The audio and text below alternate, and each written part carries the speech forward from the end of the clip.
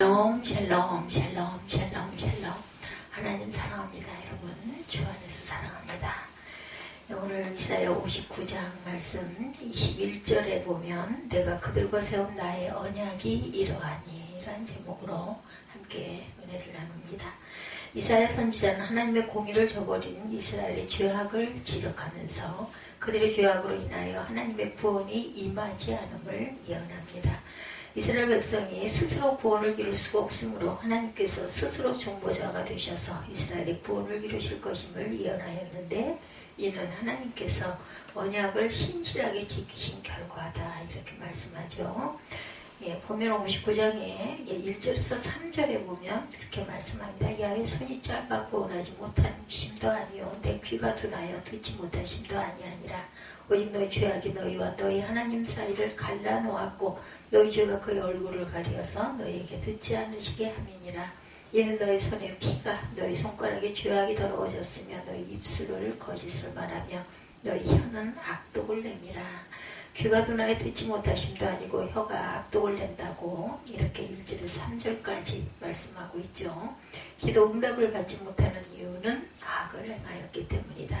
이사야 1장 15절에 너희가 손을 펼 때 내가 내 눈을 너희에게서 가리고 너희가 많이 기도할지라도 내가 듣지 아니하리니 이는 너희의 손에 피가 가득함이라. 더러운 예물을 드렸기 때문이라고 말씀합니다. 말라기 1장 6절에서 10절에 너희가 더러운 떡을 나의 제단에 드리고도 내 하나님께 은혜를 구하면서 우리를 불쌍히 여기소서 하여 보라. 너희가 이같이 행하였으니 내가 너희 중 하나인들 받겠느냐. 또한 용서하지 않았기 때문이다. 마가복음 11장 25절에 서서 기도할 때 아무에게나 혐의가 있거든 용서하라. 그리하여야 하늘에 계신 너희 아버지께서도 너희 허물을 사하여 주시리라. 또한 주의 종을 대적하였기 때문이다. 민수기 16장 1절에서 15절에 모세가 심히 노하여 야훼께 여짜오되 주는 그들의 허물을 돌아보지 마옵소서.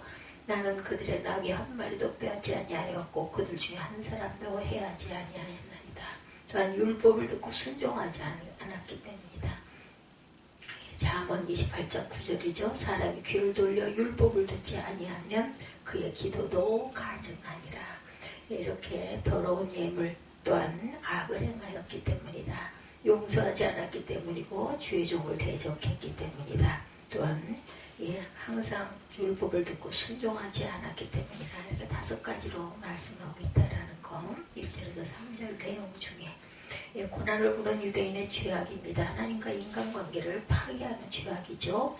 하나님께서 손이 짧아서 자기 백성을 구원하심도 아니고 귀가 둔하여 듣지 아니하심도 아니다. 이는 이스라엘 백성이 이방의 포로가 되고 오랜 금식과 노력에도 불구하고 해방되지 못하는 이유가 하나님께 있는 것이 아니라 이스라엘 백성 자체에 우리 자신들에게 있다라는 것을 말씀하고 있다는 것 우리가 잊지 말아야 하겠습니다. 또한 하나님께서 말씀하시죠. 하나님께 이스라엘을 구원치 아니하시고 간구하는 소리를 들어 응답하지 아니하시는 이유는 이스라엘의 죄악이 하나님과 그들 사이를 가로막기 때문이다. 그래서 회개해서 모든 걸 다 비워야 되겠죠. 이스라엘이 하나님의 법을 어기고 우상 숭배와 음란한 죄를 범할 때 하나님께서 참 악을 보지 못하심으로 그들에게 얼굴을 돌리셔서 그들의 이방송이 짧아 포로가 되게 하셨던 것입니다. 죄가 좋은 것을 막아버렸어요. 레미야 5장 25절에 너희 허물이 이러한 일들을 물리쳤고 너희 죄가 너희로부터 좋은 것을 막았느니라 말씀합니다.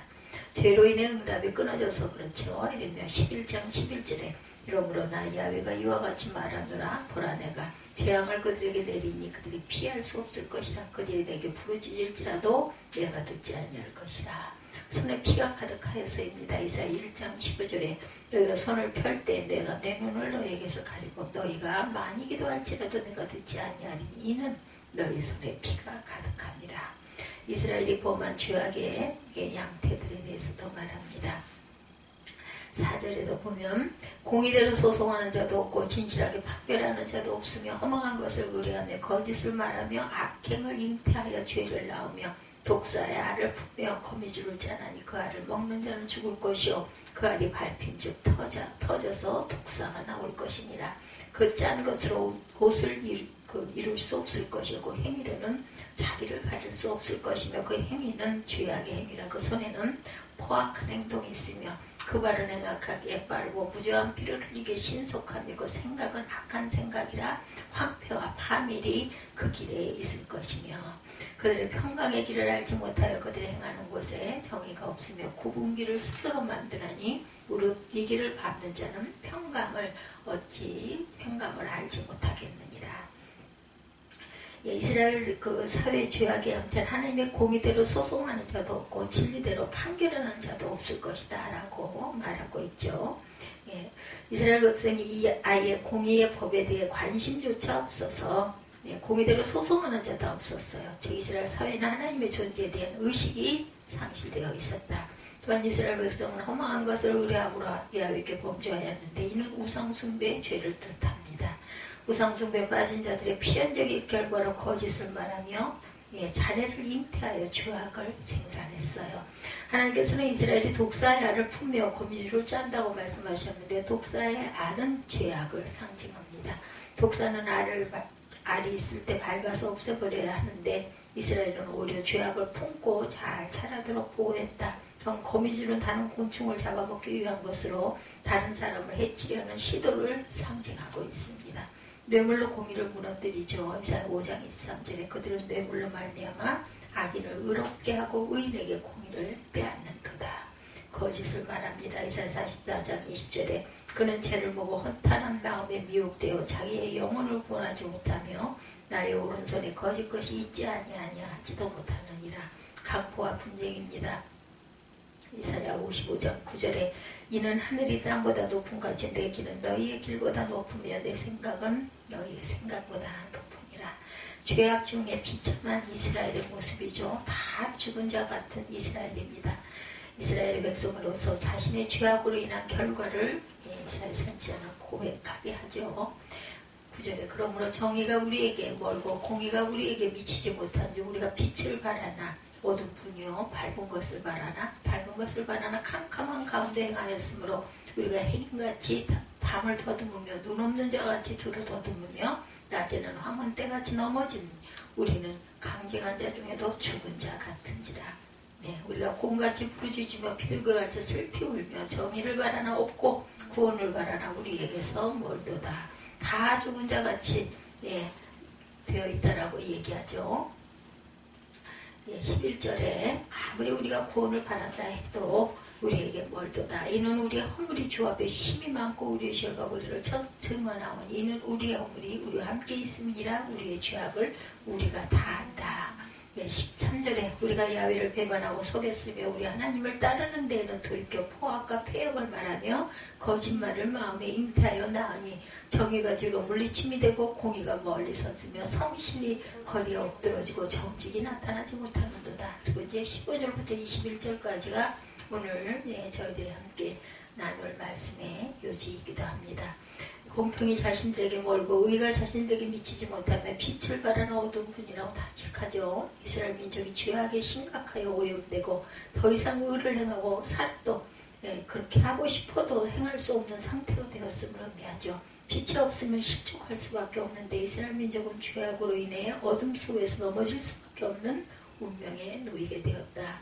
자신들은 소금같이 담을 넘었고 눈 없는 자같이 두루 더듬으며 낮에는 황혼때와 같이 넘어진다고 이사야 선지자는 탄식하면서 강장한 자 중에서도 죽은 자 같다고 고백합니다. 이와 같이 빛 대신 하나님을 떠날 때 인간은 길을 헤매다가 결국엔 실족하여 죽음의 구렁텅이로 빠질 수밖에 없는 그러한 연약한 존재다. 소경과 같아요. 신명기 28장 29절에 맹인이 어두운 데서 더듬는 것과 같이 내가 백주에도 더듬고 내 길이 형통하지 못하여 항상 압제와 노력을 당할 뿐이니 너를 구원할 자가 없을 것이며 넘어지고 부러지죠. 많은 사람들이 그로 말미암아 걸려 넘어질 것이며 부러질 것이며 덫에 걸려 잡힐 것이니라. 그래서 범죄자들의 부르짖는 슬픔뿐이라고 이사야 선지자는 이스라엘 백성이 곰같이 부르짖으며 비둘기같이 슬피 울면서 공평을 바라나 없고 구원을 바라나 없다고 진술하죠.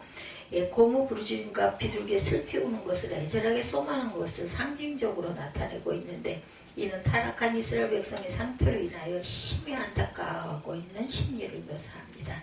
이사야 선지자는 공의와 구원이 이스라엘에게서 멀리 있는 이유는 이스라엘의 허물이 하나님 앞에 힘이 많기 때문이라고 하면서 이스라엘의 죄가 이스라엘을 쳐서 증거한다 이렇게 말하죠.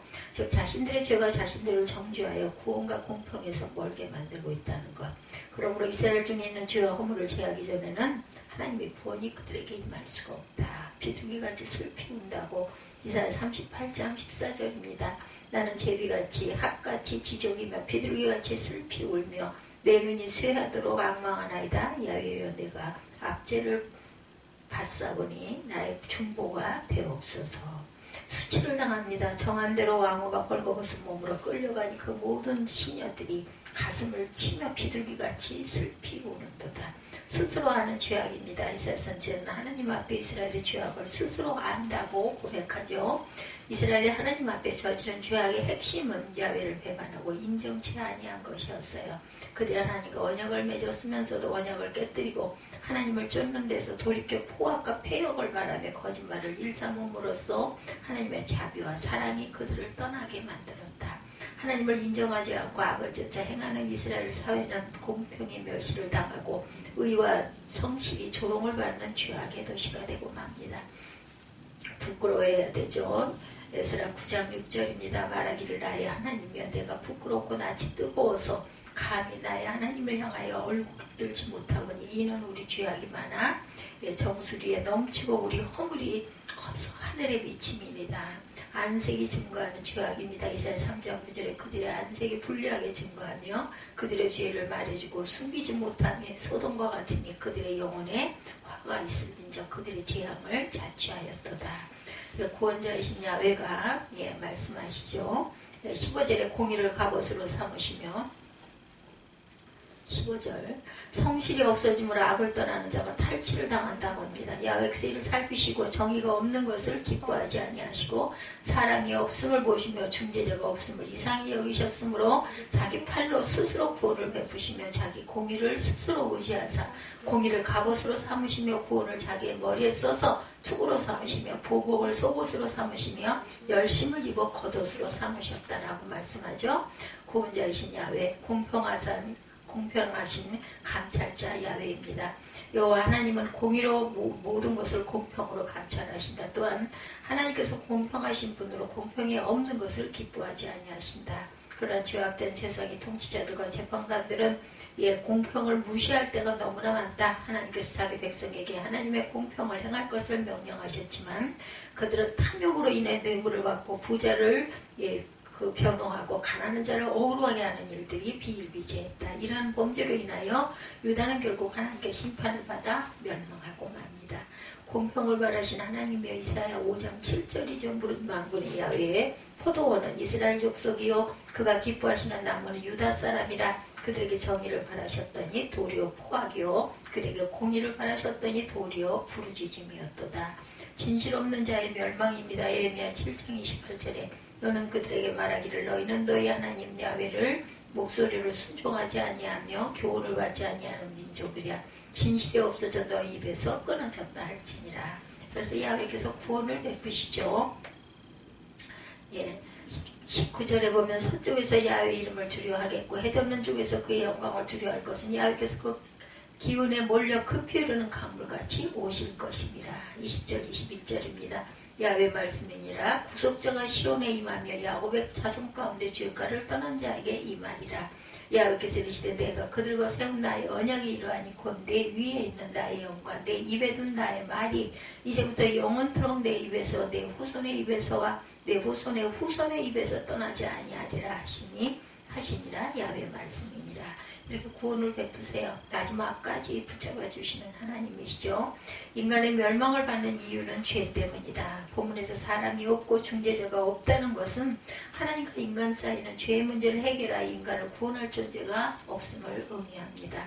하나님께서 중보자가 없으므로 스스로 구원을 베푸시되 자기 의를 스스로 의지하심으로 죄인들을 구원하시죠.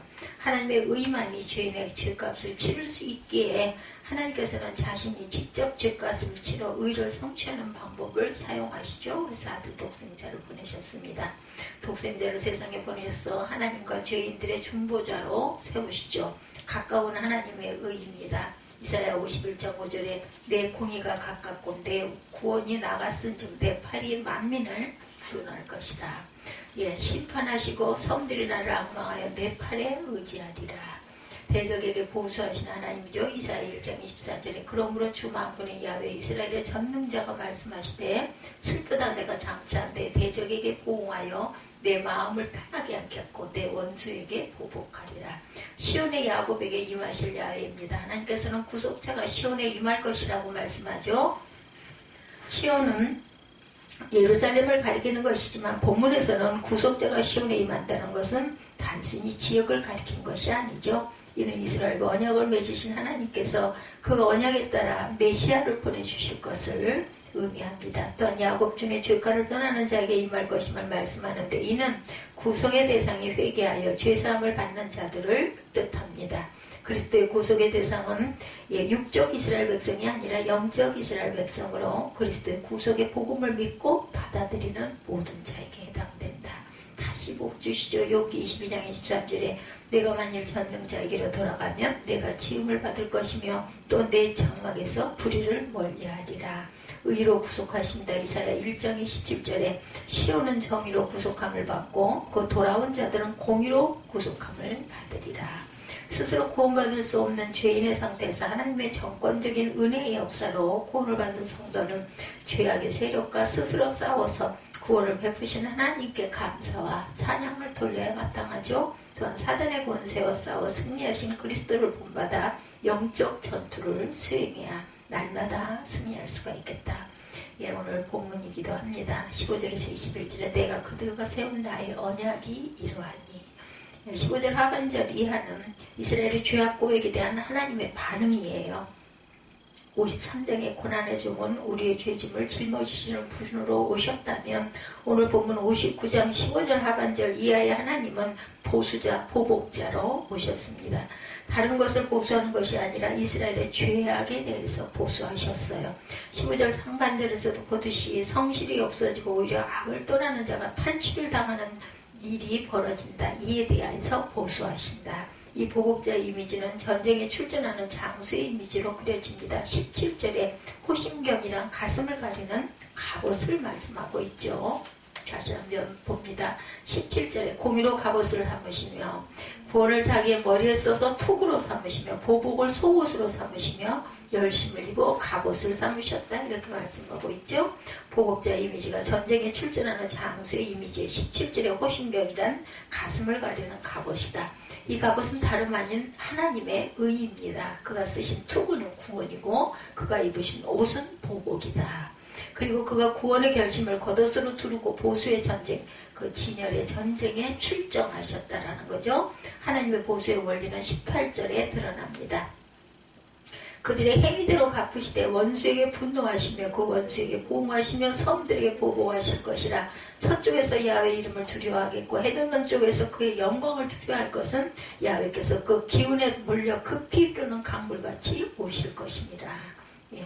그렇게 야훼께서 급히 흐르는 강물처럼 오시는 것은 이렇게 그 행위대로 갚으시기 위해서 원수에게 분노하시고 보응하시고 섬들에게 보복하시기 위해서 급하게 오셨다.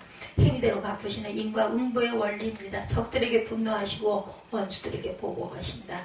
여기서 우리는 두려워 떨어야 한다는 거죠. 하나님의 적은 다름 아닌 우리의 죄악입니다.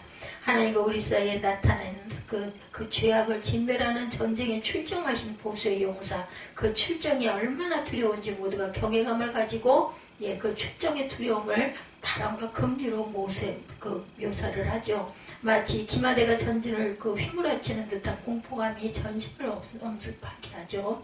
한 절씩 봅니다. 15절에 성실이 없어짐으로 악을 떠나는 자가 탈취를 당하는 듯다. 야훼께서 이를 살피시고 그 정의가 없는 것을 기뻐하지 아니하시고 올바로 될 사회라는 성실한 자, 의로운 자가 높은 곳에 서며 존귀하게 되는 것이 정상인데 남유다 사회는 너무도 우리가 편만해서 오히려 악한 일을 의를 떠나 의롭게 살리는 자들이 고난을 당했다라는 거죠. 하나님께서 그 의로 세상을 다스리는 분이시기 때문에 그 불의함을 살피시고 바로잡으실 것이라는 사실을 말씀하고 있습니다. 16절에 사람이 없음을 보시고 중재자가 없음을 이상히 여기셨으므로 자기 팔로 스스로 구원을 베푸시며 자기의 공의로 스스로 의지하사 이렇게 말씀하죠. 이는 하나님을 떠나 죽은 자와 같은 삶을 살아가는 남유다 백성을 구원하기 위해서 희생하는 사람도 없고 하나님과 그들 사이에 중재자로 설 의인도 한 명도 없음을 보시고 하나님께서 직접 그 중재자가 되셔서 그들을 구원하시겠다라는 말씀을 하고 있습니다. 이는 성자 예수 그리스도를 통해 죄악 가운데 있는 인류를 구원하실 것을 예언하는 것이죠. 17절에 공의를 갑옷으로 삼으시며 구원을 자기의 머리에 써서 투구로 삼으시며 보복을 속옷으로 삼으시며 열심을 입어 겉옷같이 삼으셨다. 이는 하나님께서 그의 백성들의 원수의 손에서 구원하시기 위해서 무장하셨음을 표현하죠.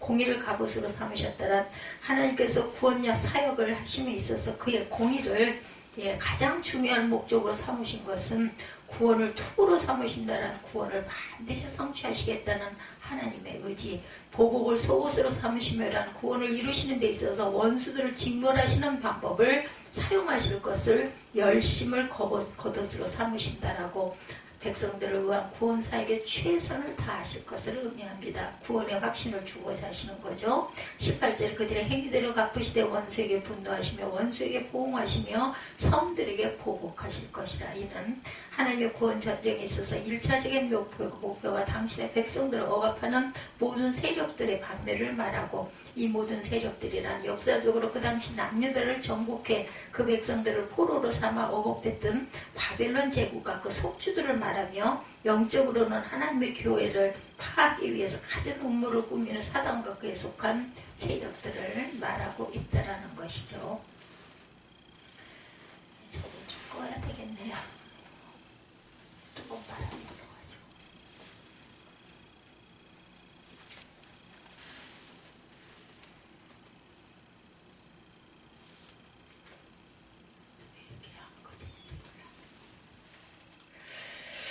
여기서 구속자는 역사적으로 남유다를 바벨론에서 해방시킨 바사왕 고레스를 가리키고 궁극적으로 예수 그리스도를 상징한다라는 것. 하나님의 구원이 남유다의 모든 백성들에게 무분별하게 임하는 것이 아니고 오직 과거의 우상 숭배와 고만의 죄악을 떠나 하나님의 공의를 지키며 살아가는 거룩한 백성들에게 베풀어질 것임을 선언한 것입니다. 구원의 날을 이루어질 두 가지 사실에 대해서 말하는 것은 구원의 날에 반드시 한 구속자가 남유다 백성을 위해서 올 것이며 그가 베푸는 구원은 오직 참된 회개를 한 자들에게만 임할 것이라는 것. 예수 그리스도를 상징하시오. 구속자가 시온에 임한다는 것은 구속자가 이스라엘을 위해 온다는 것이 아니라 전 인류의 구속자이신 그리스도께서 탄생하실 것을 예언한 것입니다. 21절에 야훼께서 이르시되 내가 그들과 세운 나의 언약이 이러하니 곧 내 위에 있는 나의 영과 내 입에 있는 나의 말이 이제부터 영원토록 내 입에서와 내 후손의 입에서와 내 후손의 후손의 입에서 떠나지 아니하리라 하시니라. 야훼의 말씀입니다. 이는 하나님의 구원을 보증하는 성령과 말씀이 그 구원이 완성될 때까지 그의 백성들에게 영원히 함께할 것임을 약속하시는 말씀이죠. 이 약속의 구체적인 성취는 신약교회를 통해 성취가 됩니다. 오순절 성령 강림 사건과 신구약 성경 66권의 기록 및 교회의 말씀의 계승과 전달을 통해 이루어졌어요. 이를 통해 볼 때 구원의 완성은 반드시 성취될 사건임이 확실하다라는 것이죠. 죄의 물들어 정의와 공의가 사라진 공동체는 향방을 잃고 헤맬 수밖에 없다. 하나님을 배반하고 죄에 빠진 백성은 그분의 보호를 받지 못한 채 밤낮으로 원수에게 공격을 당해 죽을 지경에 처하게 되죠. 그들은 어떤 소망도 없이 두려움에 떨 뿐이다. 공동체가 이런 상황에서 빠져나오려면 나의 죄뿐 아니라 우리의 죄를 보아야 한다. 죄로 더러워진 우리 자신을 직시하고 분명히 알아야 되겠다는 거죠. 그리고 하나님 앞에 모든 죄를 고백하고 우리가 얼마나 큰 죄인인지를 인정해야 한다. 이렇게 될 때 용서와 구원의 소망이 회복될 줄 믿습니다. 15절에서 16절에 보면 이상한 것들이 나오죠. 악을 떠나는 자가 도리어 답취를 당한다는 것. 사람은 많은데도 사람다운 사람이 없다는 것. 또 그렇게 많은 지도자들 중에 중재자가 없다는 것, 이것이 이상한 것이다 이렇게 말씀하고 있습니다. 선한 사람이 핍박을 받는 것이 이상한 세상이고, 사람은 많은데 사람다운 사람이 없음이 이상한 세상이고, 지도하는 사람은 많은데 중재자가 없는 것이 이상한 일이라는 거죠. 중재자는 중보자를 가리킵니다. 자기 민족을 위한 책임지고 말해주는 자를 가리키죠. 자기 가정이나 자기 백성을 위해 하나님께 중간에서 기도해주는 자가 없음을 이상히 여긴다. 모세와 같은 중재자가 없다는 거예요. 모세는 백성의 어려움에 언제나 백성과 하나님 사이에 손을 내밀고 중재자로서의 책임을 다했어요. 하나님이 이스라엘 백성을 치러 가실 때 그리하지 마소서 하면서 백성들 편에 서서 함께 눈물로 간청을 하고 있었죠. 자신의 고육 칭찬으로부터 끊어질지라도 자기 백성들을 위하여 중재자로 사도 바울이 나서기도 했습니다. 내노라는 지도자, 큰소리하는 지도자는 많지만 넘어지는 사람 붙들어주고 무너지는 사람 잡아주고 병든 사람 잡아주고 어려움에 처한 사람 손을 내밀어 잡아주는 사람이 없다라는 것입니다. 누가복음 23장 34절에 예수님은 자기를 죽이고 자기를 치욕케 한 저들도 십자가의 고난을 받으시면서 뼈가 으스러지는 고통과 고난을 겪으면서도 기도했죠. 아버지가 저들을 사하여 주옵소서. 자기들이 하는 것을 알지 못함이니이다. 스데반은 돌을 맞아 뼈가 으스러지고 머리가 깨지고 뼈들이 으스러지는 그 장면에서도 저희를 용서하옵소서라고 손을 내밀어 중재의 손을 들었다는 것입니다. 정죄하는 사람은 많습니다. 돌을 들어 돌로 치려는 사람도 많습니다. 남을 아프게 하는 사람도 많습니다. 고통을 주는 사람도 많지만 아픈 사람은 손을 잡아주는 사람이 없다. 오늘 우리 주변에 많은 지도자가 있고 큰소리치는 사람이 있고 밤을 새며 기도하는 사람이 있어요. 때로는 40일을 식물 전폐하고 금식하는 사람들도 있습니다. 그렇지만 중재의 손을 내미는 사람이 없다라는 것이죠. 그래서 오늘 이 사회에 그것도 점점 더 살벌해지고 삭막해지고 광야같이 메말라가고 있는 것은 이런 중재의 손을 펼치는 사람이 없다라는 것. 의인이 핍박을 받는 것이 이상스럽다고 합니다. 사람이 많은데 사람다운 사람이 없으니 이상하다. 지도자는 많은데 중재자가 없으니 이상한 세상이다. 이렇게 말씀하고 있습니다. 그러나 감춰진 의인이 있다라는 거죠. 감춰진 사람이 있고 감춰진 중재자가 있습니다. 불안당에게 죽게 된 사람을 도왔던 선한 사마리아인처럼 중재의 기도에 손을 드는 아름다운 이런 이름을 가진 저와 여러분들이 되시기를 주님의 이름으로 축복합니다. 하나님의 언약은 영원하죠.